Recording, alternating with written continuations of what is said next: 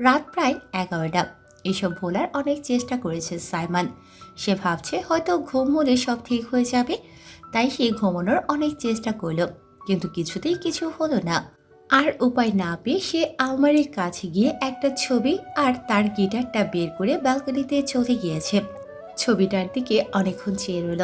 ব্যাস, ভুলে গেছি দুনিয়ার সব। এখন আর সাইমনের দুনিয়ার কোনো কিছুই প্রতি খেয়াল নেই। সাইমনের যখন খুব রাগ হয় তখন ছবিটার দিকে তাকালে সব রাগ গায়েব হয়ে যায়। ছবিটা তার একান্ত প্রিয় মানুষের। তারপর ছবিটা পাশে রেখে গিটার হাতে নিয়ে অনেকক্ষণ বাজানোর পর সেখানেই ঘুমিয়ে গেছে। পরের দিন সিমরান ঘুম থেকে উঠে নামাজ আদায় করে মায়ের সাথে টুকটাক হেল্প করে ভার্সিটির উদ্দেশ্যে বেরিয়ে পড়ল। আজ দিশা আর তাহি সিমরানকে তাড়াতাড়ি ভার্সিটিতে যেতে বলেছে। সিমরান ভার্সিটিতে গিয়ে দেখলো চারদিকে কেমন তোড়জোড় চলছে। সারা ভার্সিটি পরিষ্কার করা হচ্ছে। সিমরানের মাথায় ঢুকছে না এসব কেন হচ্ছে। দূরে দেখতে পেয়েছে তাহি আর দিশা খুব সিরিয়াস ভঙ্গিতে কি নিয়ে আলাপ আলোচনা করছে। সে তাদের কাছে গিয়ে জিজ্ঞেস করলো ব্যাপারটা। তাহি বলল, আরে সিমি, তুই তো দেখছি কিছুই জানিস না। কেন, কি জানবো? আরে পরশু আমাদের নবীন বরণ অনুষ্ঠান, সেজন্য এত আয়োজন চলছে। ওকে, চল ভেতর গিয়ে কথা বলবো। তারপর তিনজনই ভেতরে চলে গেছে। ভার্সিটির ক্যান্টিনে বসে আছে সিমরান আর দিশা। তাহির কি কাজ আছে সেজন্য সে বাড়ি চলে গেছে। দিশা বলল, আমাদের নবীন বরণের স্পেশাল গেস্ট হিসেবে কে আসতে চলেছে জানিস? না, কে? শালি, কোন দেশে থাকিস তুই? হ্যাঁ, দেখি কিছুই জানিস না। আমি কোনো দরকার ছাড়া তোদের মতো এসব আজাইরা খবর রাখি না। আইছে নবাবজাদি ঢং। সেটা তুই যা মনে করিস। তা কে আসছে বললি না তো? স্পেশাল গেস্ট হিসেবে পরশু আসতে চলেছে আমার স্বপ্নের রাজা, আমার জানের জিগার, আমার কলিজা, আমার হৃৎপিণ্ড, আমার ফুসফুস। আহা, এত ভনিতা না করে সোজা বলে দিলেই তো পারিস। বলছি আমার স্বপ্নের রাজা সাইমান আসবে। উফ, কি যে আনন্দ হচ্ছে আমার। আমার তো লুঙ্গি ডান্স দিতে ইচ্ছে করছে। কথা শোনার পর সিমরানের কালকের কথা মনে পড়ে গেছে। কি? ওনাকে স্পেশাল গেস্ট হিসেবে আনা হচ্ছে? ওই বজ্জাত লোকটাকে? ওনাকে নাই রে, পাশের পাশে ওই মন্টুকে গেস্ট হিসেবে আনলেও তো আরো ভালো হতো। দিশা এই কথা শোনার পর সিমরানের দিকে ভ্রু কুঁচকে তাকিয়ে বলল, কি ব্যাপার, হঠাৎ তোর কি হলো? এইগুলা বলছিস কেন? তারপর সিমরান কালকের সব কথা দিশাকে বলল। সব শুনে দিশা অবাকের চরম পর্যায়ে। সে দুই গালে হাত দিয়ে বলল, কি? সাইমন সায়ং তোর সাথে কথা বলেছে? ও মাই গড, হেই নাকি তুই মজা করছিস? আমি মজা করতে যাব কোন কারণে? আর এতে এত খুশি হওয়ারই বাকি আছে? বেটা ছাগলের ডিম আমাকে পানিশমেন্ট দিতে চাইলো। গাধা, তুই জানিস না তুই কত বড় সুযোগ মিস করলি? আরে, মেয়েরা কতভাবে চেষ্টা করে ওনার সাথে কথা বলার জন্য, আর উনি নিজে তোর সাথে কথা বললো, ভাবা যায়? হায়, আমি হলে তো ওনার সব পানিশমেন্ট মাথা পেতে নিতাম। তোর জায়গায় আমি কেন ছিলাম না?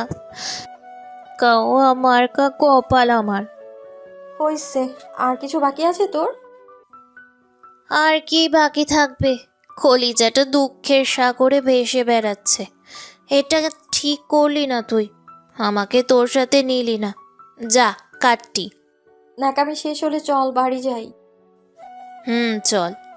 তারপর দুজনে বাড়ি চলে গেল। অন্যদিকে বস, ওদের তিনজনের খোঁজ পেয়েও হারিয়ে ফেলেছি। ওরা নাকি এখন ঢাকায় উঠেছে। উপাস, ড্যামিট, তোদের দ্বারা একটা কাজও ঠিকভাবে হয় না। যে করি হোক ওদের আমার চাই, আন্ডারস্ট্যান্ড?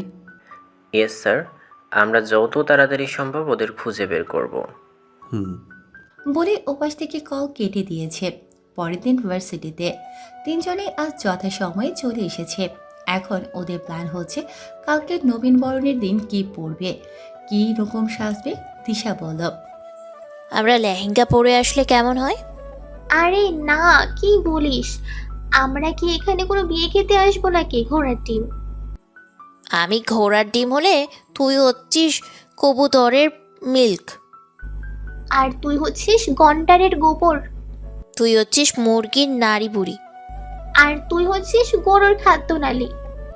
এরা এগুলো কি বলছে সিমরানের মাথায় ঢুকছে না। এসব আরেকটু চলতে থাকলে সিমরান শিওর অকা পাবে এখনই। থামবি তোরা, কি বলছিস এগুলো? মাথা গেছে তোদের? দিশা বলল, আমার কি দোষ? তাই আগে আমাকে ঘোড়ার ডিম বলেছে। তো তোকে কি বলবে? নবীন বরণের দিন কেউ লেহেঙ্গা পরতে দেখেছিস কখনো? এসব লেহেঙ্গা টেহেঙ্গা বাদ দে তো। আমরা এখন যেভাবে আছি কালকেও এভাবেই আসবো। আরে সিনি, তুই তো দিশার চেয়ে অধম। দিশা বলল, এর দ্বারা কিছু হবে না, আমাদেরই ভাবতে হবে। আমরা শাড়ি পরলে কেমন হবে দিশা? হ্যাঁ, এটা ঠিক আছে, এইটাই ফাইনাল তাহলে। শাড়ি? কিন্তু কোনো কিন্তু না, কালকে শাড়ি পরবো, দ্যাটস ইট। তারপর তারা তিনজনই শাড়ি পরবে বলে ঠিক করেছে। ভার্সিটির ছুটির পর তাহি আর দিশা জোর করে সিমরানকে শপিং মলে নিয়ে আসলো। সিমরান আসতে চাইছিল না, কারণ তার কাছে এই মুহূর্তে টাকা নেই। দিশা বলল, ওই দিন ওই লোকটার জন্য কিছু কিনতেই পারলাম না, আজ সব কিনবো। তারপর তারা পিঙ্ক কালারের সেম 3টে শাড়ি নিয়েছে কালকে পরার জন্যে। টুকটাক কসমেটিক কিনে যে যার বাড়ি চলে যায়। এদিকে চৌধুরী ম্যানশনের একমাত্র মেয়ে জেনি চৌধুরী তার নিজের কক্ষে বসে গভীর চিন্তায় মগ্ন। কিভাবে সে সিমরানকে ভার্সিটি থেকে বিদায় করবে সে চিন্তা করছে। কোনো চিন্তাই তার মাথায় আসে না, কিছু একটা তাকে ভাবতেই হবে। ঘরে পায়চারি করছে আর মনে মনে বলছে কি করা যায়, কি করা যায়। হঠাৎ তার মাথায় একটা প্ল্যান এলো। এবারের প্ল্যান কিছুতেই ফেল হতে দেব না। এবার তো তোকে ভার্সিটি থেকে বের করেই ছাড়বো। এই বলে জেনি বাঁকা হাসল। আজ সাইমনের বিকেলে একটা গানের প্রোগ্রাম আছে, সেজন্য সে তৈরি হচ্ছে। সে কি পরবে ভাবছে। কাবার্ডে গিয়ে সে একটা শার্ট খুঁজছে, কিন্তু কোথাও পাচ্ছে না। পরক্ষণে মনে হলো শার্টটা তো তাহির কাছে। তাহি, তাহি। তাহি ভাইয়ের ডাক শুনে দ্রুত তার রুমে এলো। কি হলো ভাইয়া, ডাকছিস আমাকে? হ্যাঁ, ওই দিন যে তোকে যে শার্টটা রাখতে দিয়েছে, শার্টটা দেয়া আমার এখনই লাগবে। এ কথা শোনার পর তাহি তো চিন্তায় পড়ে গেছে। মনে মনে বলছে, এই রে এখন কি করব? শার্টটা তো সিমির কাছে, ওর থেকে তো নিতেই ভুলে গিয়েছি, এখন কি হবে? কি হলো, চুপ করে আছিস কেন? তাহি হাতের নখ কামড়াচ্ছে আর ভাবছে কি বলা যায় ভাইকে। তাহি কিছু একটা ভাব, না হলে তুই আজ শেষ। পেয়েছি, তাহি বলল। আর ভাইয়া, আসলে হয়েছে কি, কি? ওই দিন ভার্সিটি থেকে আসার সময় দেখলাম এক ফকির বাবা বসে আছে। ওনার কাছে যা চাই তাই নাকি পূরণ হয়ে যায়। হ্যাঁ তো? ওনার কাছে কিছু চাইতে হলে নাকি কিছু দিতে হয়। তার কাছে একটা জিনিস চাওয়া আমার খুব জরুরি। আর তখন সেই মুহূর্তে আমার কাছে কিছুই ছিল না, তাই আমি তাকে তোমার শার্টটা দান করে দিয়েছি এবং চেয়েছি যাতে খুব তাড়াতাড়ি আমার একটা ভাবি হয় এবং খুব তাড়াতাড়ি আমি যেন পিপি হয়ে যেতে পারি। কি বললি তুই? দাঁড়া, দেখাচ্ছি মজা। যেই না সাইমন তাহির দিকে যেতে লাগলো, তখন তাহি তার এক হাত দিয়ে সাইমনকে থামিয়ে দিয়ে বলল, দাঁড়া ভাইয়া, এইভাবে হয় না। আমি তো এখনো কোনো প্রস্তুতিই নিলাম না। তুই আমার কি করবি? আমিও তোকে দেখে নিব। তোর যেমন শক্তি তার চেয়েও কয়েক গুণ বেশি আমার শক্তি। আমি অনেক বাহাদুর। ও তাই নাকি? তাহলে দেখাই যাক। যখনই সাইমন তাহিকে ধরতে যাবে তার আগেই তাহি সেখান থেকে ভোদর এবং সে যেতে যেতে বলল, শোনো ভাইয়া, যারা সত্যিকারের বাহাদুর তাদের জন্য সব থেকে বুদ্ধিমানের কাজ হচ্ছে যত তাড়াতাড়ি সম্ভব বাঘের গুহা থেকে পালানো। আর আমি সেটা করে প্রমাণ করে দিয়েছি যে আমি সত্যিকারের বাহাদুর। এই বলে তাহি সেখান থেকে ফুস। তাহির যাওয়ার পরে সাইমন মুস্কি হাসল। তার বোনটা আসলে একটা পাগলি। সাইমনের কলেজের টুকরো সে। শার্টটার জন্য সাইমন আর কিছু বলল না, যদিও শার্টটা তার ফেভারিট ছিল। তারপর সে অন্য শার্ট পরে রেডি হয়ে বেরিয়ে পড়ল। বিকেলে সিমরান টিউশনি শেষ করে বাড়িতে এসেছে। বাড়িতেই এসেছে কিছুক্ষণ হয়েছে, কিন্তু এখনও তার মাকে কোথাও দেখতে পাচ্ছে না। সিহাদ স্টাডি রুমে পড়ছে। সিমরান তার মাকে সব জায়গায় খুঁজেছে, কিন্তু কোথাও পাচ্ছে না। এবার তার চিন্তা হচ্ছে। কি হলো মা, কই গেল আবার? কোথাও দেখছি না কেন? তারপর বাসা থেকে বের হয়ে ছাদে গিয়েছে। ছাদে গিয়ে দেখলো তার মা একটা ছবি হাতে নিয়ে কান্না করছে। সিমরানের বসতে বাকি নেই ছবি টাকার। ছবিটা তার বাবার মৃত্যুর এত বছর হয়ে গেছে, অথচ আজও তার মা এভাবে লুকিয়ে কান্না করে। সিমরান গিয়ে পেছন থেকে তার মাকে জড়িয়ে ধরে। তখনই তার মা ছবিটা লুকিয়ে ফেলে এবং চোখের পানি মুছে ফেলে। সিমরান বলল, এসব লুকিয়ে লাভ নেই, আমি দেখে ফেলেছি। তুই কখন এলি?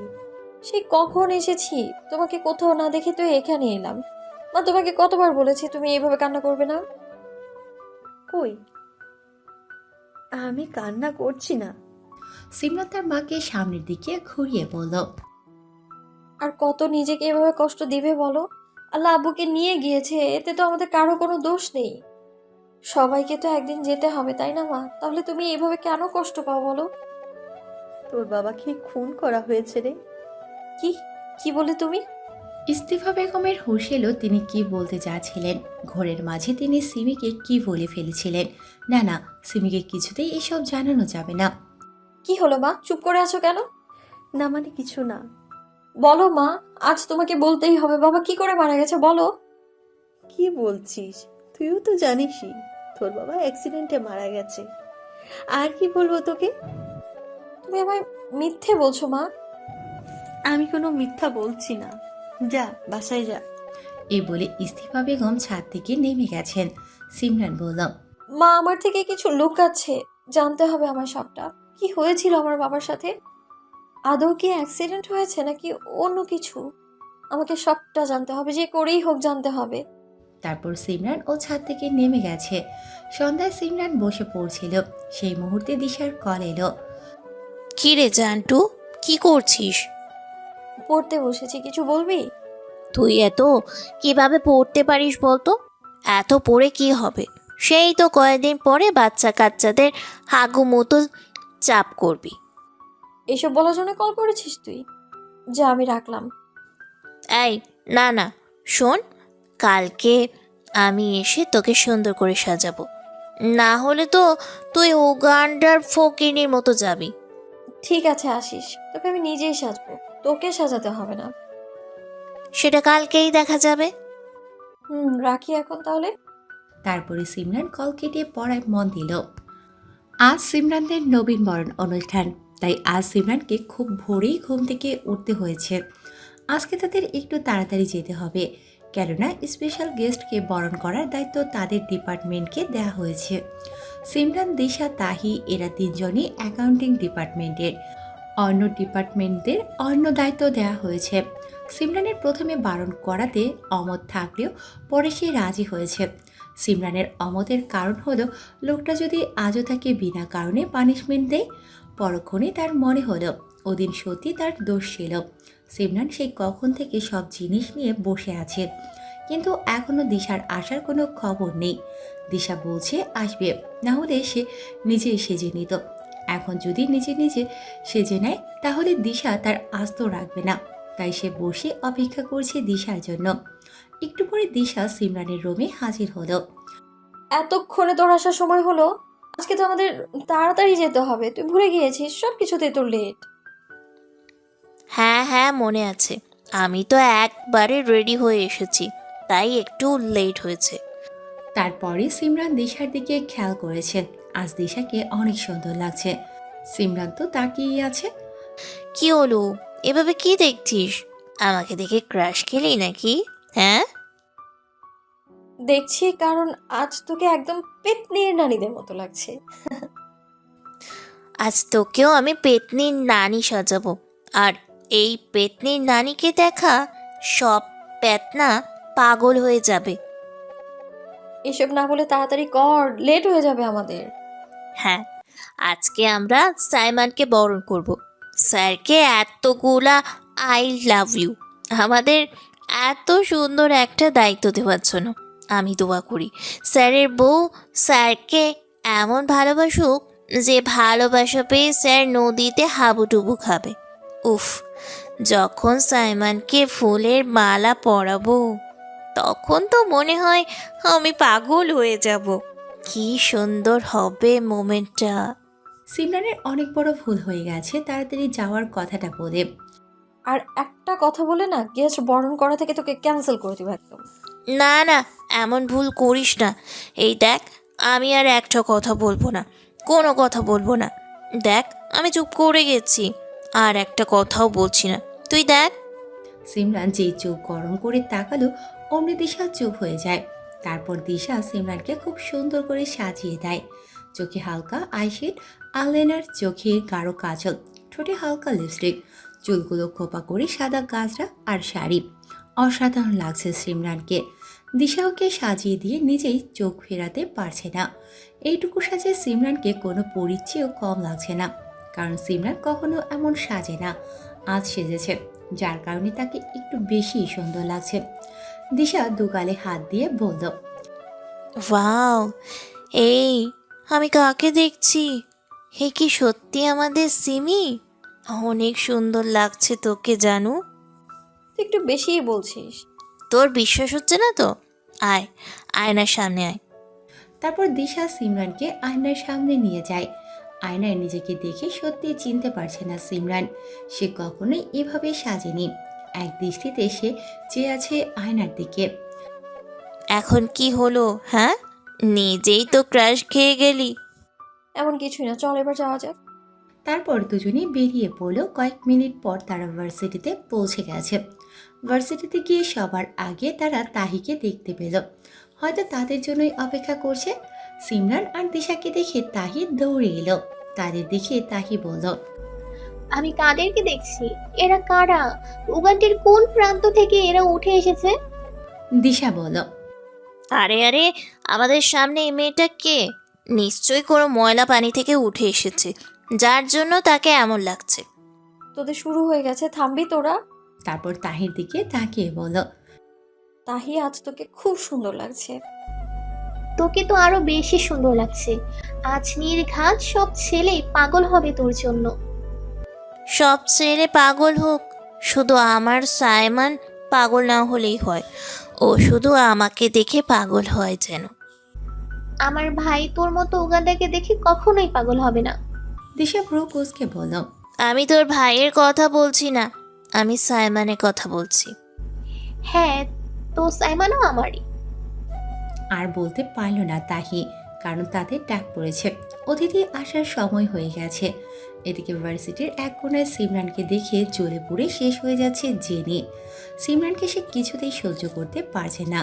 সিমরানকে এত হাসি খুশি দেখে বলল, হাসো হাসো, যত খুশি ইচ্ছা হাসো, আর কিছু সময় পর তোমার এই হাসি থাকবে না, বলে শয়তানি হাসলো জেনি। ভার্সিটির গেটে এসে থেমেছে পরপর 3টা গাড়ি। প্রথমটা সাইমনের সাথে এসেছে দীপ আর বডিগার্ড। গাড়ি আসার সাথে সাথেই সবাই ব্যস্ত হয়ে পড়েছে সাইমনকে বরণ করার জন্য। দিশা তো এক প্রকার পাগল হয়ে গেছে। আর সিমরানের কেমন জানি লাগছে। সাইমন গাড়ি থেকে নামার সাথে সাথে তার উপর ফুল বর্ষণ হয়েছে এবং গেটের সামনে ফুলের মালা দিয়ে এক এক করে সবাই দাঁড়িয়ে আছে। সবার আগে দাঁড়িয়ে আছে দিশা, তারপর সিমরান, তারপরে তাহি এবং পরে অন্য মেয়েরা। দিশাকে দেখে দীপের কেন জানি মনে হলো মেয়েটাকে কোথাও দেখেছে, কিন্তু মনে করতে পারছে না। তারপর দিশা সবার আগে সাইমনকে মালা পরালো। এবার সিমরানের পালা। সিমরানের কেমন মনের ভিতর অস্বস্তি কাজ করছে, সেজন্য সে ঠায় দাঁড়িয়ে আছে। কাউকে আসতে না দেখে সাইমন সামনে তাকালো এবং তাকানোর পরেই তার চোখ ওই দিনের মতো সেখানেই আটকে গেল। সামনের মেয়েটার দিক থেকে তার নয়ন দুটি কিছুতেই সরাতে পারছে না সাইমন। আজও তার বুকের ভেতর কেমন ব্যথা কাজ করছে। কেন তার এমন হচ্ছে? সিমরানকে এভাবে দাঁড়িয়ে থাকতে দেখে সবাই বলল তাড়াতাড়ি মালা পরাতে। তারপর সিমরান মালা পরাতে যায়। সিমরান মালা পরাচ্ছে, মনে হয় যেন তার শ্বাস আটকে যাচ্ছে। সিমরানের এমন কেন হচ্ছে সে বুঝতে পারছে না। সাইমন এখনও এক ধ্যানে তাকিয়ে আছে সিমরানের দিকে। চারিদিকের কোনো হুঁশ নেই তার। তারপর হাততালির আওয়াজে সাইমনের ধ্যান ভাঙল। সাইমনের সিমরানকে চিনতে বাকি ছিল না। মনে পড়ে গেছে ওই মেয়েটিকে সেদিন দেখেছিল। সিমরান যেতেই তাহি এসে সাইমনকে মালা পরালো। তাহিকে দেখে সাইমনের মুখে মুচকি হাসি ফুটে ওঠে। তারপরে সাইমন ভেতরে প্রবেশ করে। এদিকে সাইমনকে দেখে তো জেনির পাগল হওয়ার অবস্থা। সে সাইমনকে অনেক আগে থেকেই পছন্দ করে, শুধু তার দেখা পাচ্ছে না বলে তার মনের কথা বলতে পারছে না। আজ দেখেছে যে করেই হোক আজ তাকে সাইমনের অ্যাটেনশন পেতেই হবে। স্টেজে সাইমন গিটার গলায় নিয়ে গান গাওয়ার প্রস্তুতি নিচ্ছেন। এই মুহূর্তে সাইমনকে অসাধারণ লাগছে। আজকে সাইমন সব ব্ল্যাক পরেছে। তার সামনে বসে আছে ভার্সিটির সকল স্টুডেন্ট এবং টিচাররা। প্যান্ডেলের ভেতরে সবাই অধীর আগ্রহে অপেক্ষা করছে সাইমনের গান শোনার জন্য, সাথে সিমরানও। লোকটা যেমনই হোক তার গানগুলা অসাধারণ লাগে সিমরানের কাছে। দিশা আর তাহি সিমরানের পাশে বসেছে। দিশা তো সিমরানের গান ছালাপালা করে দিয়েছে। এখন সাইমনের গান গাওয়ার পালা। সাইমন আকাশের দিকে তাকিয়ে গান গাওয়া শুরু করলো। ঘুম না সারাতে তুমি আমার কল্পনাতে, জ্যোৎস্না মাখা চাঁদে তুমি আমার বন্দনাতে। ঘুম না সারাতে তুমি আমার কল্পনাতে, জ্যোৎস্না মাখা চাঁদে তুমি আমার বন্দনাতে। এসে তুমি দাও দেখা, এভাবে কি যায় থাকা, আমি আছি কাছাকাছি তোমার অপেক্ষাতে। ঘুম না সারাতে তুমি আমার কল্পনাতে, জ্যোৎস্না মাখায় রাতে তুমি আমার বন্দনাতে। গান গাওয়া শেষে সাইমনের চোখে পানি চলে এসেছে। বোঝা যায় গানটা তার প্রিয় মানুষকে ডেডিকেটেড করে গিয়েছে। সাইমন সবার আড়ালে চোখের পানি মুছে নিল। এতক্ষণে সবাই অপলকভাবে তাকিয়ে আছে সাইমনের দিকে। সবার ঘোর যেন কাটছেই না। সিমরান তো এক নজরে তাকিয়ে আছে সাইমনের দিকে। সাইমনের গানটা সিমরানের বুকের গহিনে গিয়ে বিঁধেছে। সিমরানের হঠাৎ প্রচুর খারাপ লাগছে। সিমরানের চোখেও পানি চলে এসেছে। চারিদিকের করতালিতে সিমরানের হুঁশ এলো। দিশা সিমরানকে দেখে বলল, কি হলো, তুই কাঁদছিস কেন? সিমরান সাথে সাথে চোখের পানি মুছে ফেলল এবং বলল, কই, কাঁদছি না তো, আসলে চোখে কি যেন পড়েছে তাই। ও, চোখে পানি দিবি, চল। চল। এদিকে জেনি কাউকে ফোন দিয়ে বলল, কি হলো আর কতক্ষণ লাগবে আসতে? এই তো ম্যাডাম, আমি চলে এসেছি। কাজটা যাতে ঠিকঠাকভাবে হয়। জি ম্যাডাম। এই বলে জেনি কল কেটে দিল এবং বলল, আজকের পর থেকে আর কাউকে মুখ দেখাতে পারবে না তুমি। এই বলে সে হাসতে লাগলো। দিশা আর সিমরান গিয়েছে ওয়াশরুমে। দিশার কি কাজ আছে সেজন্য সিমরানকে বলে যে সে একটু আসতেছে। তারপর দিশা ওয়াশরুম থেকে আসার সময় কারোর সাথে ধাক্কা লাগে তার। দিশা বলল, সরি, আসলে আমি দেখতে পাইনি, কিছু মনে করবেন না প্লিজ। পরক্ষণে দিশা লোকটাকে দেখতে পেয়ে মাথায় রক্ত উঠে যায়। লোকটার কেউ না, দীপ। আপনি? দীপ বলল, চোখে কি দেখতে পান না? চোখ কি পকেটে নিয়ে হাঁটেন? ধাক্কা দিলেন কেন? ওই দিন দিশা যা বলল সে সব কথা দীপ ফিরিয়ে দিশাকে বলল, চোখে তো দেখতে আপনি পান না, সেই জন্যই ওই দিন আর আজ ধাক্কা দিয়েছেন আমায়। আর আপনি এখানে কি করছেন? আপনাকে এখানে জায়গা দিয়েছে কে? প্রথমত আজ দোষটা আমার না, দোষটা আপনার। আর কি বললেন? আমি এখানে কি করছি? আমাকে এখানে ইনভাইট করা হয়েছে। আর আপনি বলুন, আপনার মতো পাগলকে এই ভার্সিটিতে ঢুকতে দিয়েছে কে? আপনার তো পাগলাগারদে থাকা উচিত। কি বললেন? আপনার এত বড় সাহস? দিশা বলল, ব্যাস শুরু হয়ে গেছে তুল কালাম কাণ্ড। সিমরান ওয়াশরুম থেকে বেরিয়ে তার চোখ কপালে উঠে গেল। আজও সে দেখছে দীপ আর দিশাকে ঝগড়া করতে। এবার ঝগড়া না থামানো হলে কিছুক্ষণ পর এদের মারপিট শুরু হয়ে যাবে। তাই সিমরান দেরি না করে দৌড়ে তাদের কাছে গেল। আপনার এত বড় সাহস আমাকে পাগল বলা? পাগলকে পাগল বলবো না তো কি বলবো? এখন দেখবেন এই পাগল কি করে। তারপর দিশা কিছু করতে যাবে, তার আগে সিমরান এসে দিশাকে আটকায়। আমাকে ছাড় বলছি, আজ এই লোকটাকে আমি দেখে নিব। আরে আরে, কি করছিস তুই? ঝগড়া না করলে কি হয় না তোর? চল এখান থেকে। দীপ সিমরানকে দেখে বলে, আরে ছেড়ে দাও, দেখি ওই কাকের মতো শরীর নিয়ে তোমার ফ্রেন্ড আমার কি করতে পারে। দিশা এই কথা শোনার পরে তেড়ে যেতে সিমরান আবার ধরে ফেলে। তারপর অনেক বুঝিয়ে সুঝিয়ে সেখান থেকে নিয়ে যায়। আর দীপ দিশাকে ভালো করে দেখছে। দিশা যে শাড়ি পরেছে সে এখন খেয়াল করেছে। সে এক ধ্যানে দিশাকে দেখছে। আর কেমন ভালো লাগছে দিশার এই রাগী ফেসটা। মনে হচ্ছে যেন এই রাগী ফেস দিশাকেই মানায়। পরক্ষণে সিমরানের ডাকে হুঁশ এলো দীপের। আজও সরি বলছি ভাইয়া। আরে ব্যাপার না, আমি কিছু মনে করিনি।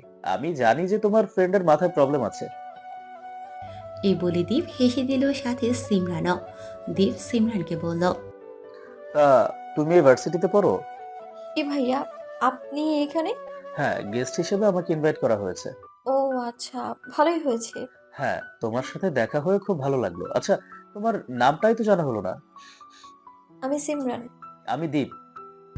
তারপর সিমরান আর দীপ পরিচয় হয়ে নিল। দূর থেকে এদের এত আলাপ দেখে দিশার গা চলে যাচ্ছে।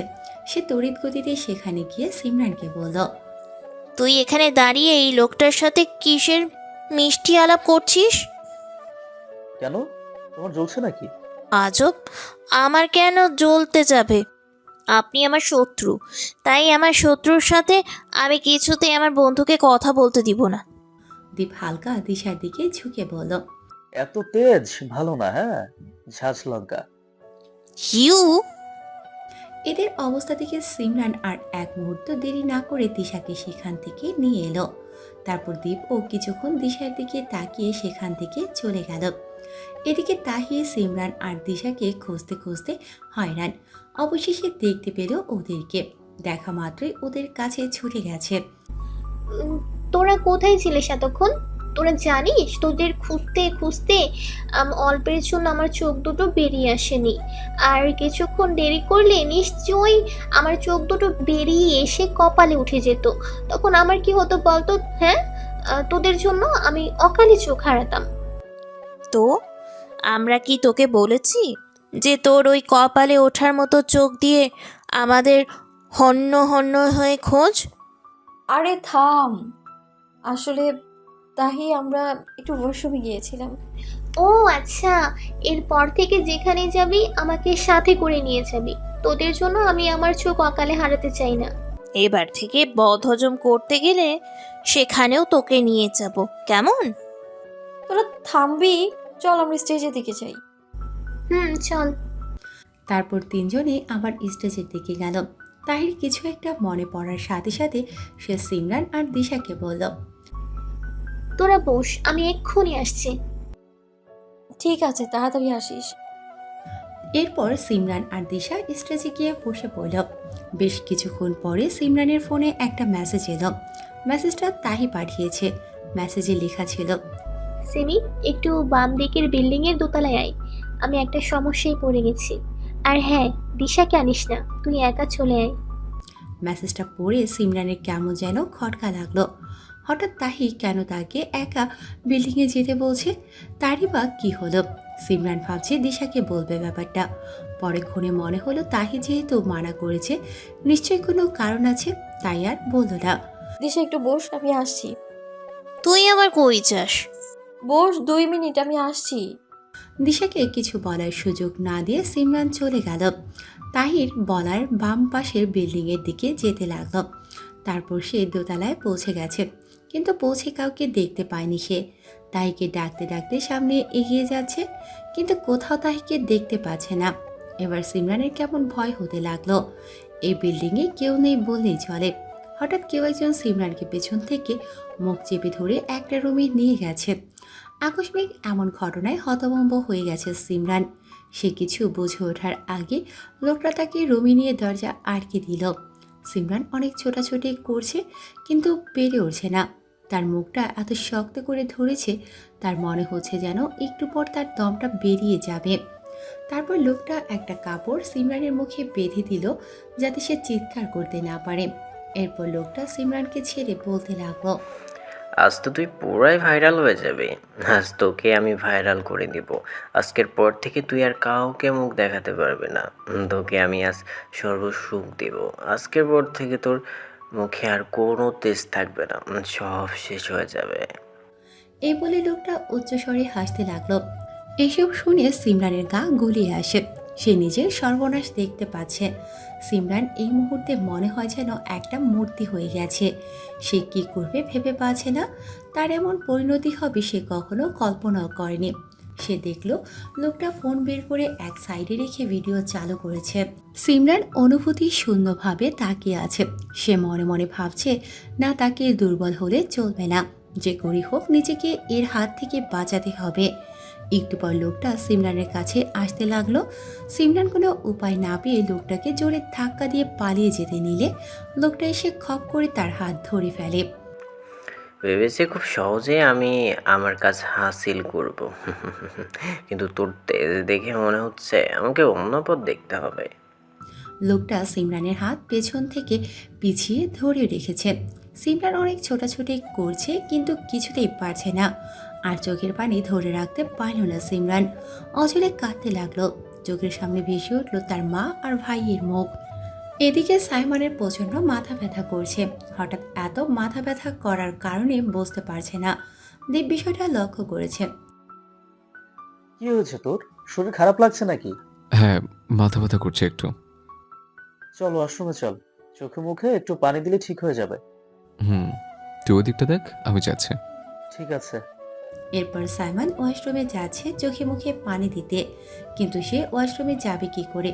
চারপাশ থেকে তাকে সবাই ঘিরে রেখেছে। এই পর্যায়ে সাইমন বেশ বিরক্ত হয়ে গিয়েছে। কোনো রকম সেখান থেকে এসে একজন কর্মচারীকে ডেকে বলল, শোন, এইখানে আর কোনো ওয়াশরুম আছে যেখানে অন্তত কোনো মানুষ থাকবে না? আছে স্যার, আসুন আমি আপনাকে সেখানে নিয়ে যাই। তারপর সাইমন লোকটার পিছে পিছে চলল। লোকটা সাইমনকে বাম পাশের বিল্ডিংয়ে নিয়ে গেল। স্যার, এই বিল্ডিংয়ের দোতলায় 3 নম্বর রুমের পরে ওয়াশরুম আছে, আপনি যেতে পারেন। এখানে আপনাকে কেউ বিরক্ত করবে না। ওকে, আপনি যান, আর খেয়াল রাখবেন কেউ যেন এদিকটা না আসে। ঠিক আছে স্যার। এই বলে লোকটি চলে গেল। সাইমনও উপরে চলে এলো। তারপরে ওয়াশরুমে গিয়ে চোখে মুখে পানি দিয়ে বের হয়ে এলো। সাইমন নিচে নামতে যাবে, হঠাৎ তার কানে তার পাশের রুম থেকে কিছু শব্দ এলো। সে কিছুক্ষণ দাঁড়িয়ে শোনার চেষ্টা করলো।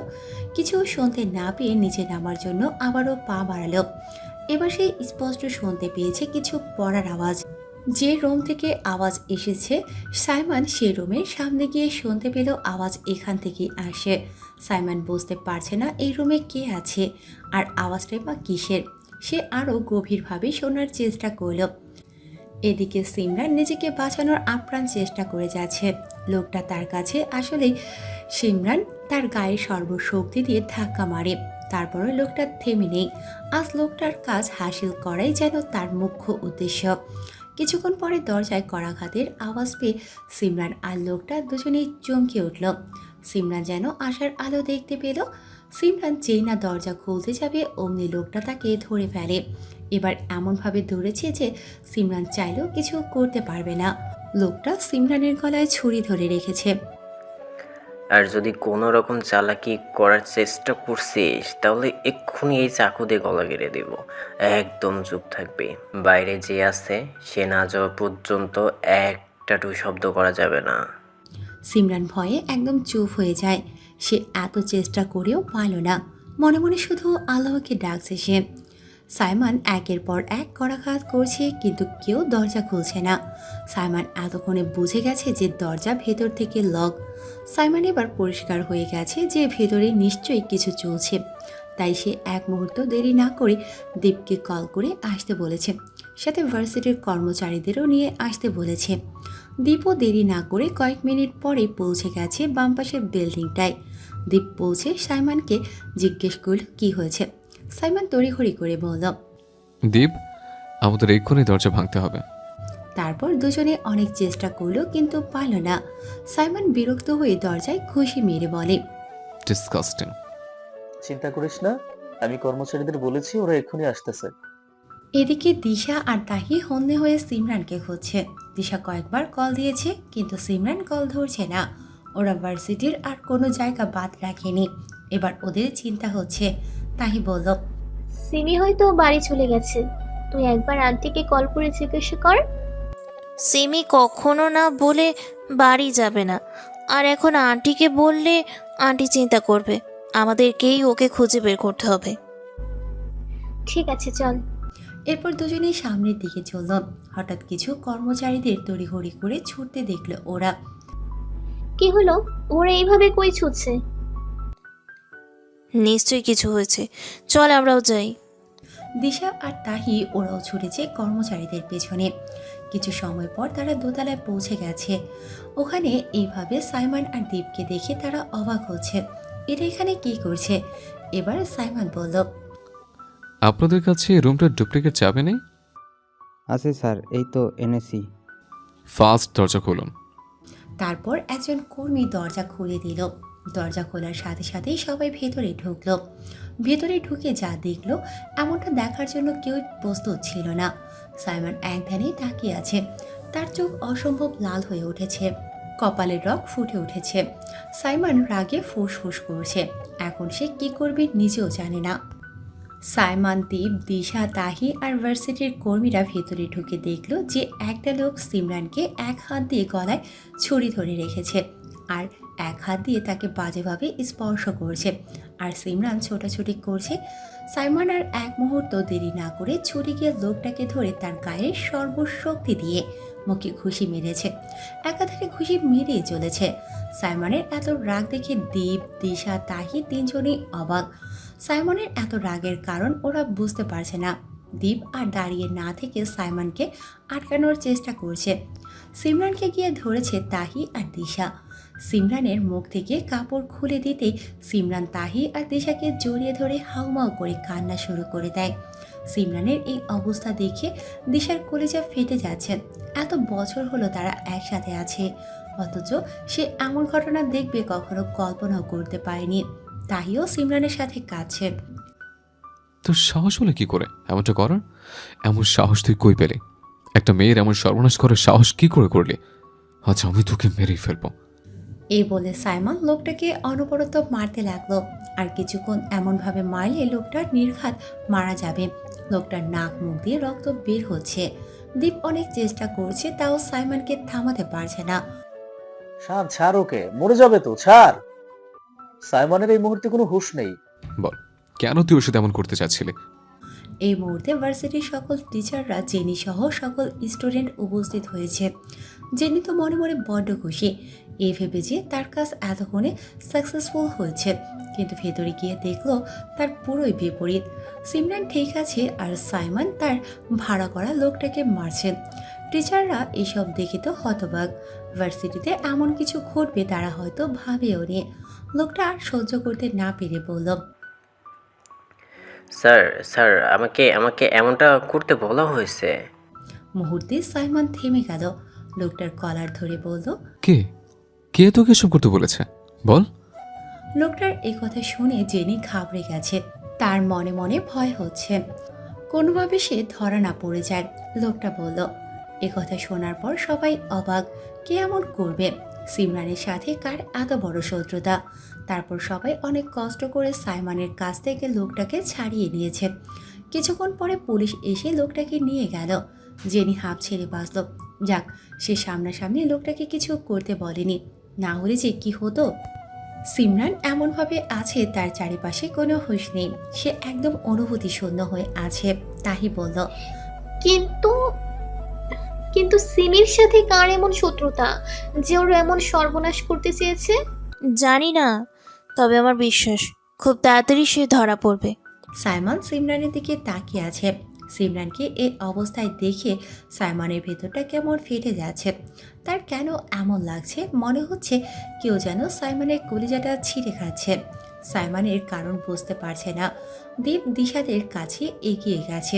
দিশাকে বলল, শুনুন, ওকে এই মুহূর্তে বাড়ি নিয়ে গেলে সবচেয়ে ভালো হবে।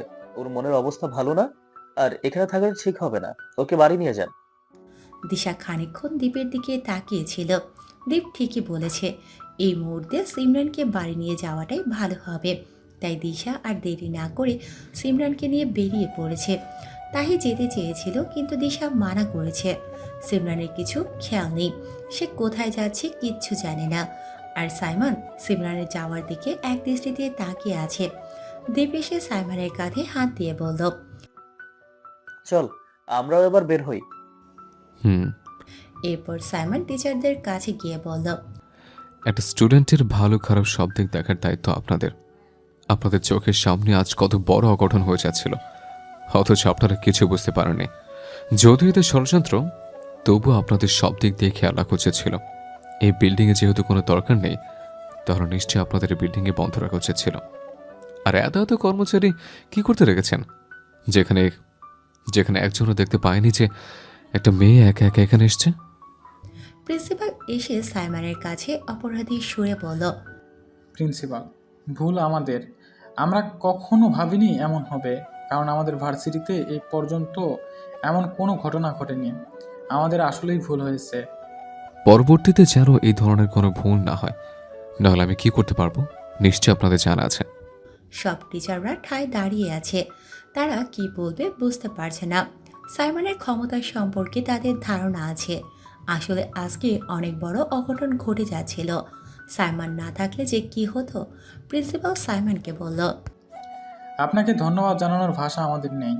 আজ আপনার জন্যই মেয়েটার জীবন বেঁচেছে। We are very obligate to you. চলি তাহলে। এই বলে সাইমন, দীপ, তাহি বেরিয়ে পড়ল। গাড়িতে বসে আছে দীপ, তাহি আর সাইমন। দীপ বরাবরের মতোই ড্রাইভ করছে। পাশের সিটে সাইমন চুপ করে বসে আছে, পেছনের সিটে তাহি বসে আছে, সেও চুপ। কত খুশি হয়ে ভার্সিটিতে গিয়েছিল, অথচ কে জানতো ফেরার সময় এমন মনমরা হয়ে ফিরতে হবে। নীরবতা ভেঙে দীপ তাহিকে জিজ্ঞেস করল, আচ্ছা তাহি, ইমরান কি তোমার ফ্রেন্ড হয়? হ্যাঁ, যেদিন প্রথম ক্লাস করেছি ওই দিন থেকেই সিনিয়র দিশা আমার ফ্রেন্ড। ও আচ্ছা আচ্ছা আচ্ছা।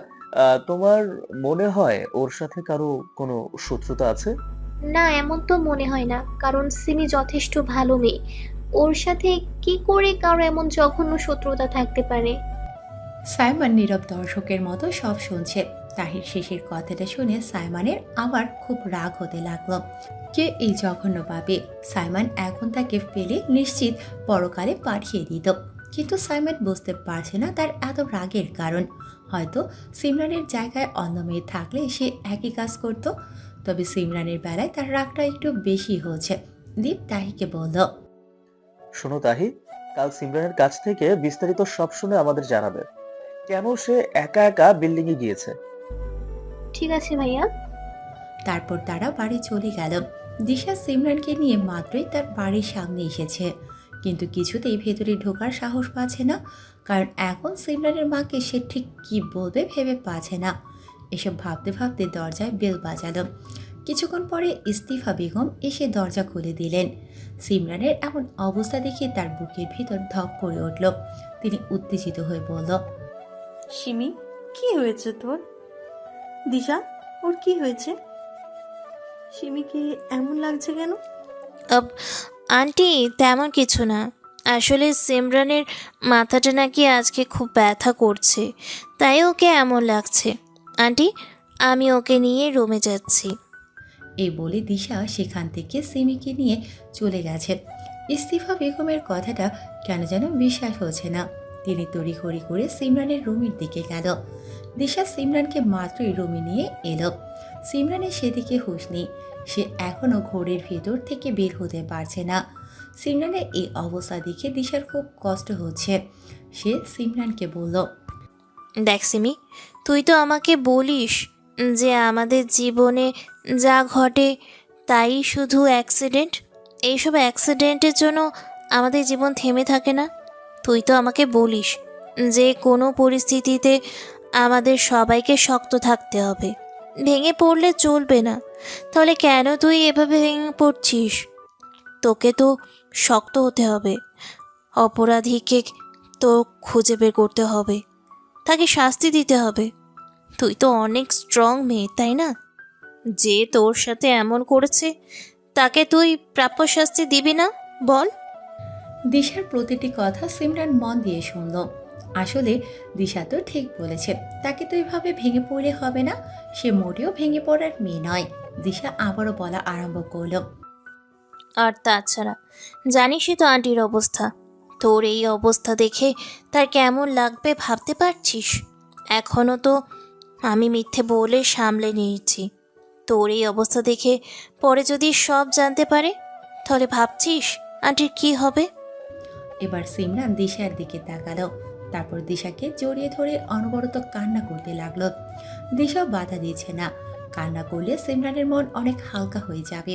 দিশাও কাছে, তবে সেটা সিমরানকে বুঝতে দেয়নি। অনেকক্ষণ পরে সিমরান দিশাকে ছেড়ে বলল, আমার সাথে কেন এমন হয় বলতে পারিস? আমি কি দোষ করেছি? ছোটবেলা থেকে এক এক করে সব প্রিয় মানুষকে হারিয়েছি আমি। আজ তো আমি আমার নিজের সতীত্ব হারাতে যাচ্ছিলাম। কেন এমন হয় আমার সাথে? আমার কপালে কি সুখ নেই? দিশা কি বলে সান্ত্বনা দেবে তার জানা নেই। আমার বিশ্বাস তুই একদিন অনেক সুখী হবি। কেউ একজন তোকে দুনিয়ার সকল সুখ এনে দিবে। আর একটু অপেক্ষা কর। জানিস তো, মানুষের কষ্টের পর সুখ আসে। এখন এসব নিয়ে আর ভাববি না তুই, কেমন? তারপর সিমরান চোখের পানি মুছে বলল, হ্যাঁ, আমাকে দুর্বল হলে চলবে না। এইসব নিয়ে আমি আর ভাববো না। এই তো লক্ষ্মী মেয়ে। তবে একজনের জন্য তুই আজকে বেঁচে গিয়েছিস। আল্লাহ স্বয়ং তাকে তোর জন্য তখন প্রেরণ করেছে। সাইমানের জন্য তুই আজকে সুস্থ আছিস। এই কথা শুনে সিমরান চুপ হয়ে গেছে। সত্যি তো, সে তো সাইমানের জন্যই বেঁচে আছে। সাইমান না থাকলে তার আজ কি হয়ে যেত? লোকটার দেখা পেলে তার কাছে কৃতজ্ঞতা প্রকাশ করবে সিমরান। এরপর দিশা সিমরানের কাছ থেকে বিদায় নিয়ে তার বাড়ির দিকে রওনা দিল। সিমরান কিছুক্ষণ সাইমানের কথা ভেবে ওয়াশরুমে চলে গেল। ওয়াশরুম থেকে বেরিয়ে দেখল তার মা চিন্তিত মুখ নিয়ে বসে আছে। তাকে দেখে তড়িৎ গতিতে তার কাছে এসে জিজ্ঞেস করলো কি হয়েছে। সিমরান বলল, উফ মা, তুমি এত চিন্তা করো না তো। কেন করো এত চিন্তা? বুঝি না আমি। দিশা তোমাকে বলেছে না যে আমার মাথা ব্যথার কারণে আমাকে এমন লাগছে? তারপরেও শুধু শুধু এত চিন্তা করো তুমি। চিন্তা কি আর শুধু শুধু করি রে মা? তোরা ছাড়া আমার যে আর কেউ নেই, তাই তো বেশি চিন্তা হয়। তোমাকে এত চিন্তা করে নিজের শরীর খারাপ করতে হবে না। যাও তো, তোমার মেয়ের জন্য খাবার আনো। তার অনেক খিদে পেয়েছে। পাগলি মেয়ে একটা। এ বলে ইস্তিফা বেগম চলে গেলেন খাবার আনতে এবং সিমরান চেঞ্জ হয়ে বেরিয়ে গেল রুম থেকে। আজ সিমরান ভার্সিটিতে যাবে না।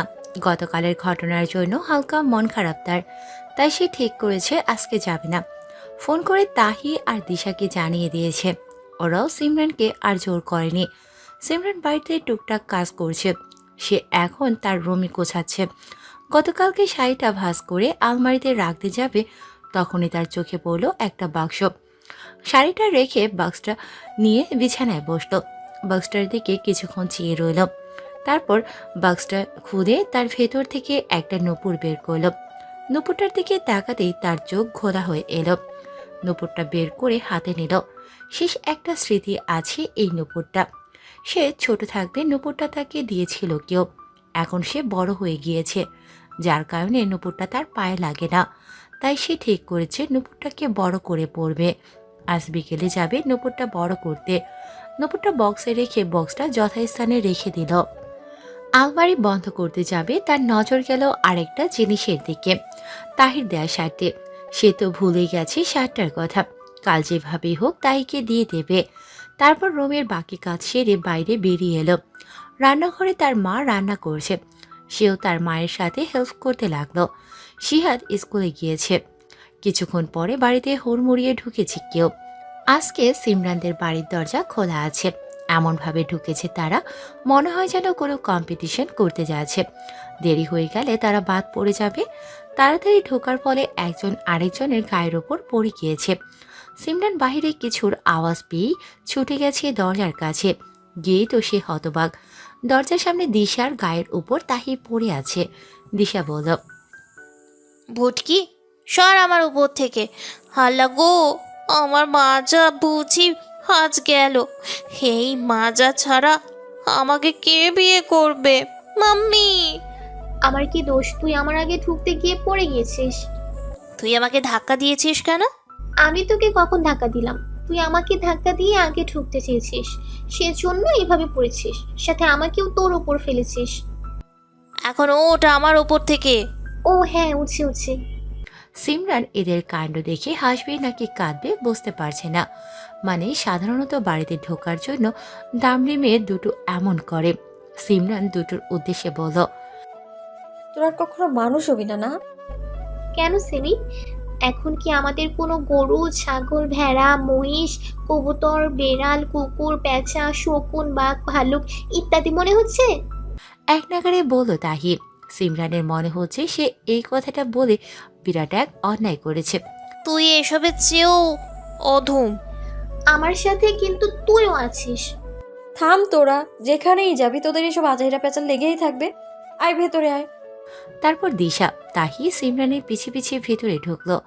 বাইরে আওয়াজ পেয়ে রান্নাঘর থেকে বেরিয়ে এলো ইস্তিফা বেগম। ইস্তিফা বেগমকে দেখে সিমরান বলল, মা দেখো, কোথা থেকে 2 পিশাচি নিয়ে এসেছে আমাদের বাসায়।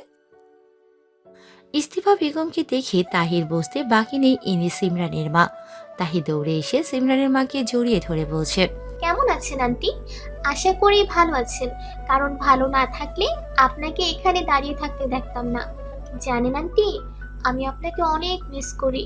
দিনে না হয় 1000 বার সিমির কাছে আপনার কথা জিজ্ঞেস করি, কত করে বলি আমাকে আন্টির কাছে নিয়ে যা, কিন্তু সে আনে না।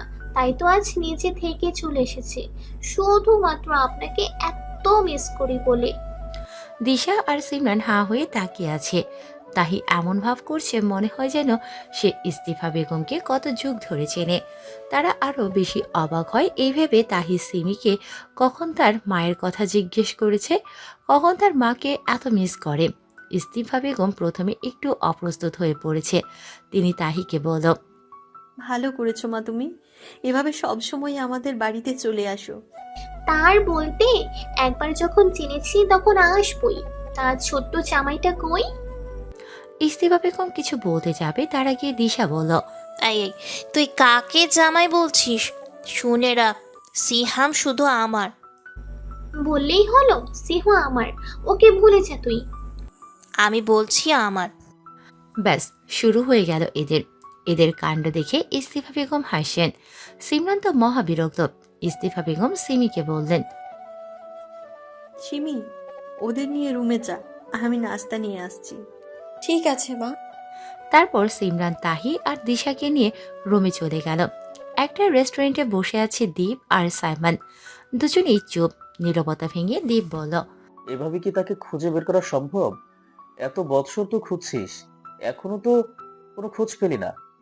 সাইমন চেয়ারে মাথা ঠেকিয়ে আকাশের দিকে তাকিয়ে বলল, জানি না, তবে আমার বিশ্বাস আমি তাকে খুঁজে পাবো একদিন।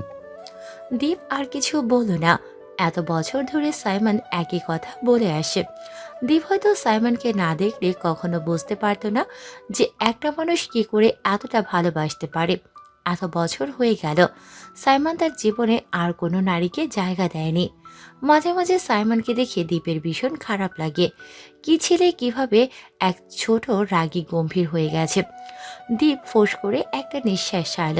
দীপ এবার সিরিয়াসভাবে সাইমনকে বলল, আচ্ছা শান, কালকের ওই ব্যাপারটা নিয়ে তুই এত রাগ কেন করলি? এইটুকু একটা বিষয় নিয়ে তো তোর এত রাগ হওয়ার কথা না। এবার সাইমনের সামনের দিকে তাকালো। সে নিজেই তো বুঝতে পারছে না এর কারণ। সাইমন বলল, এটা তোর কাছে এটুকু মনে হয়? আমার জায়গায় যে কেউ থাকলে একই কাজ করতাম। একটা মেয়ের জীবন নষ্ট হতে দেখলে সবারই আমার লাগে, আর তুই হঠাৎ আমাকে এটা জিজ্ঞেস করছিস কেন? দীপের কেন জানি সাইমনের কথা বিশ্বাস হচ্ছে না। যেখানে বিদেশে এমন ঘটনা তারা দেখেছে, সেখানে তো সাইমনকে এত রাগতে দেখা যায়নি। দীপ বলল, না, এমনি বললাম। আচ্ছা, তান কবে আসবে জানতে পেরেছিস কিছু? 2-3 দিনের মধ্যে আসবে। ঠিক আছে। এরপর টুকটাক কথা বলে তারা বেরিয়ে পড়ল। সিমরানের রুমে বসে আছে তাহি আর দিশা। একটু আগে ইস্তিফা বেগম এসে নাস্তা দিয়ে গেছেন। এখন তারা নাস্তা খাচ্ছে আর গল্প করছে। এবার দিশা খুব সিরিয়াস ভঙ্গিতে সিমরানকে জিজ্ঞেস করলো, খবরদার, সিয়াম আমার। আচ্ছা সিমি, আমি বুঝতে পারছি না, কাল তুই একা একা কেন ওই বিল্ডিংয়ে গেলি? আর কখনই বা গেলি? আমাদেরকেই বা কেন বললি না? সিমরানও বলতে লাগলো, যখন আমি তোকে বলেছি যে আমি আসছি তুই বস, তার একটু আগে আমার ফোনে তাহি মেসেজ দিয়ে বলেছে বাম পাশে বিল্ডিংটাতে যেতে। সে নাকি কি একটা সমস্যায় পড়েছে, আমাকে একা যেতে বলেছে, আর বলেছে তোকে সাথে যেন না নিই। এবার তাহি চমকে উঠে বলল, কিন্তু সিমি, আমি তো তোকে কোনো মেসেজই দিইনি। কি বলছিস তোরা? আমি কিছুই বুঝতে পারছি না। এবার সিমরান তাহির নাম্বার থেকে আসা মেসেজটা দুজনকে দেখালো। তাহি তো একটা শকের মধ্যে আছে, সে তো কোনো মেসেজ দেয়নি। তাহি, তুই যদি মেসেজটা না দিয়ে থাকিস তাহলে দিল কি? আমি সত্যি বুঝতে পারছি না, তবে আমি দিই নাই। আচ্ছা সিমি, দেখ তো মেসেজটা কয়টা বাজে তোকে পাঠানো হয়েছে। সিমরান চেক করে বলল। 12টা 3 মিনিট। এবার তাহি বলল। আরে তখন তো আমার ফোন আমার কাছে ছিলই না, তাহলে আমি কি করে সিমিকে মেসেজ দেব? এবার দিশা আর সিমরান ভ্রুকুসকে একসাথে বলে উঠল। মানে? তাহি বলল। কাল তোরা যখন ওয়াশরুমে গেছিলি, অনেকক্ষণ হওয়ার পরেও যখন তোরা আসছিলি না, আমি তখন তোদের খোঁজার জন্য উঠে গেছিলাম। মিউজিক হল থেকে তোদের খুঁজে আসার সময় একটা মেয়ে আমাকে বলল তাকে একটা ফোন দিতে। একটা মেয়ে এসে আমাকে বলল তাকে একটু ফোন দিতে, তার ফোনের ব্যালেন্স নাকি শেষ হয়ে গেছে। তারপর আমি তাকে আমার ফোন দিলাম। মেয়েটা ফোন নিয়ে অন্য পাশে কথা বলতে চলে গেছে। আমি ওখানেই দাঁড়িয়েছিলাম। কিছুক্ষণ পরে যখন তোদের দেখলাম, তখন তোদের কাছে ছুটে চলে গেলাম আর ফোনটা নিতে ভুলে গেলাম। মনে আছে যখন স্টেজে যাই আমি তোদের বলেছি যে আমার একটা কাজ আছে, আমি একটু আসি। তখন আমার ফোনের কথা মনে পড়ায় ফোন আনতে গিয়েছিলাম। তখন আবার মিউজিক হলের সামনে গিয়ে মেয়েটাকে অনেক খুঁজেছি, কিন্তু পাইনি। প্রায় 30 মিনিট খোঁজার পর মেয়েটা নিজেই এসে আমাকে ফোন দিয়ে গিয়েছে। কথাগুলো বলেই ঢক ঢক করে এক গ্লাস পানি খেলো তাহি। এতক্ষণে তাহির বলা পুরো কথা মন দিয়ে শুনেছে সিমরান। তার বুঝতে বাকি নেই তার বিরুদ্ধে এটা ষড়যন্ত্র করা হয়েছে। দিশা বলল। আর তখনই তোর ফোন থেকে সিমির ফোনে মেসেজ এসেছে? হ্যাঁ, আর সিমি ভেবেছে আমি, তাই সে একা একা বিল্ডিংয়ে গিয়েছে। আচ্ছা, তোর ফোন তো নিশ্চয়ই লক করা, তাহলে কিভাবে মেসেজ দিল? না, আমি লক করি না, কারণ আমার ফোন বেশিরভাগ আমার চাচাতো বোনের কাছে থাকে, সেজন্য আমি ফোন লক করি না। এই সুযোগটাই যেন তারা কাজে লাগিয়েছে। এতক্ষণে এদের কথা সিমরান মন দিয়ে শুনছিল। এবার সে বলল। আচ্ছা তাহি, তুই মেয়েটাকে চিনিস? মানে দেখলে ওকে চিনতে পারবি? মেয়েটাকে এমনিতেই চিনি না, তবে দেখলে চিনতে পারবো। ঠিক আছে, তাহলে কালকে ওই মেয়ের খোঁজ নিব আমরা। আমার তো মনে হয় মেয়েটা আর ভার্সিটিতে আসবে না। কালকে ভার্সিটিতে গেলে দেখা যাবে। তাহি বলল। এবার তাহলে আমরা আসি সিমি। হ্যাঁ, এবার আমাদের যেতে হবে, অনেক দেরি হয়ে গেছে। সিমরান বলল ঠিক আছে। তারপরে সিমরানের শার্টটির কথা মনে পড়ল। এখনই সে শার্টটা তাহিকে দিয়ে দেবে। শার্টটা আলমারি থেকে এনে তাহিকে বলল। এই না তাহি, তোর ভাইয়ের শার্টটা। আমার একটুও মনে ছিল না, নইলে আরো আগেই দিয়ে দিতাম। তাহি একবার শার্টটার দিকে তাকাচ্ছে, একবার সিমরানের দিকে। মনে মনে ভাবছে শার্টটা তো আর বাড়ি নেওয়া যাবে না। সিমি, শার্টটা আর লাগবে না, তুই বরং এটা রেখে দে। পথে ঘাটে কোনো ফকির বাবাকে দেখলে দিয়ে দিস, কেমন? আসি, বাই। বলে তাহি সিমরানকে কিছু বলার সুযোগ না দিয়ে দিশাকে নিয়ে বেরিয়ে পড়েছে। সিমরান শার্টটা নিয়ে ঠায় দাঁড়িয়ে রইল। সে এখন এটা দিয়ে কি করবে? একটু পর শার্টটা থেকে মাতাল করানোর মতো ঘ্রাণ আবারও এলো সিমরানের নাকে। সে ঠিক করলো শার্টটা তার কাছেই রেখে দেবে। তাই শার্টটা আলমারিতে গিয়ে রেখে দিল তাহজিদ ম্যানশনে। আনোয়ার তাহজিদ ধপ করে এসে সোফায় বসলেন। তাকে দেখে ছুটে এলেন ইরা তাহজিদ। তার দিকে এক গ্লাস পানি এগিয়ে দিলেন এবং বললেন। কি রে বাবা, কোনো খোঁজ পেলি? না মা, আজও আমি ব্যর্থ। খবর পেলাম তারা নাকি 2.5 মাস আগে মালদোহা গ্রাম ছেড়ে চলে গেছে। কোথায় গিয়েছে কিছু জানতে পেরেছিস? না মা, অনেক চেষ্টা করেছি। ওই গ্রামের মানুষরা তাদের খুব কমই চিনে, তাই কেউ বলতে পারলো না কোথায় গিয়েছে। এত দূরে গিয়ে শেষে ব্যর্থ হয়ে ফিরতে হলো তোকে?